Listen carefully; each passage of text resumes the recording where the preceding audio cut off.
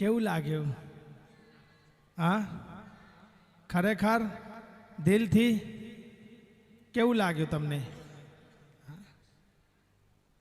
બધું કોને ટાઈમ છે?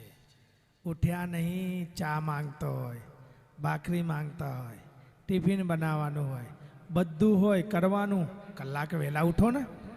હા, કલાક વહેલા ઉઠો. શરીર હશે તો આ બધું થશે. હા, તમને કહું, એકવાર કોઈ વસ્તુ ઘૂસી જાય પછી દવાથી એ ના નીકળે, એના કરતાં ઘૂસવા જ નહીં દેવાનું.